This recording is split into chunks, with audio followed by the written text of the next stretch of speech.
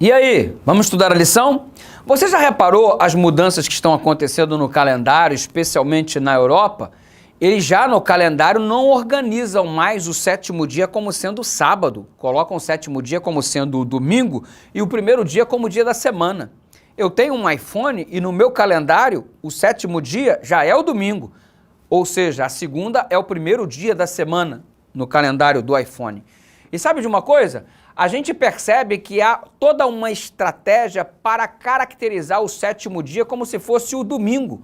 E você observa que até uma encíclica papal já foi colocado como documento designando a segunda-feira como o dia da semana e o domingo como o sétimo dia. Exatamente. E exatamente a direção do Papa nessa encíclica papal que está citada na lição, você percebe que ele está trabalhando no domingo como um dia de descanso e justificando a necessidade deste dia guardado por todos como uma preservação para o meio ambiente, para o mundo ser poupado do colapso de uma poluição em um dia, poluição esta que não existiria porque todos ficariam em casa. Então, a oportunidade de conservar melhor o mundo seria neste sábado, que na verdade funciona como determinação o domingo. Mas enfim, tudo que percebemos no cenário do grande conflito é uma tentativa de desvincular o sábado que foi solicitado pelo Criador.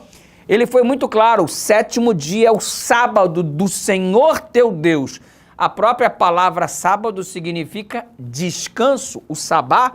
E sabe de uma coisa? Domingo já é dia do sol, que era um dia exatamente destinado ao culto do Deus Sol, lá nos regimes pagãos de antigamente. Mas enfim, o desdobramento histórico apresenta-se diante de nós, mas o que temos em mente, e isso não pode sair de jeito nenhum, é a determinação do Senhor Deus em relação ao dia do sábado na perspectiva bíblica.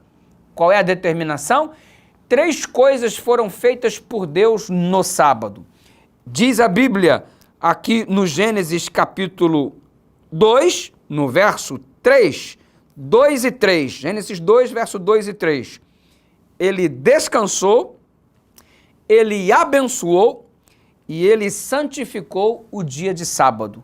Quando aparece nos mandamentos a ordem para guardar o sábado em Êxodo 20, novamente 3 coisas estão direcionadas em relação ao sábado.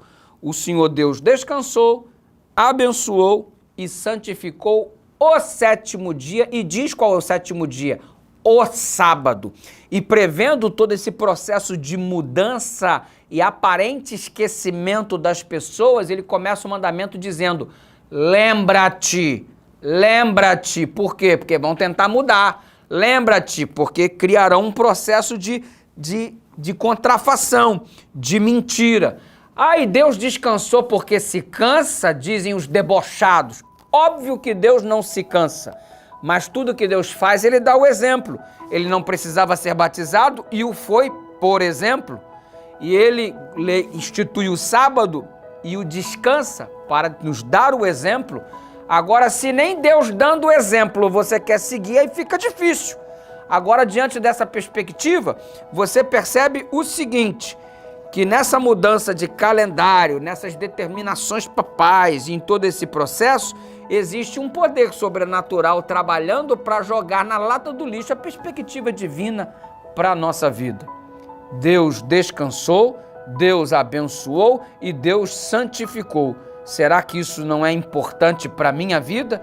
Por isso, eu tenho que entender que a criação ela não terminou simplesmente no 6º dia, ela se consolidou no 7º, porque no 7º dia Deus fez o sábado para nós descansarmos. E aí ele descansou, abençoou e santificou.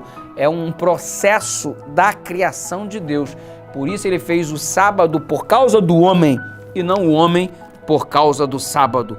Que fique isso bem estabelecido em nossa mente, porque Deus tem um propósito para a minha vida ao criar o sábado como dia de descanso, porque nele eu tenho a conexão em Deus como Criador e em Deus como Redentor. Que o Senhor nos abençoe e que tenhamos descanso nas mãos do Eterno.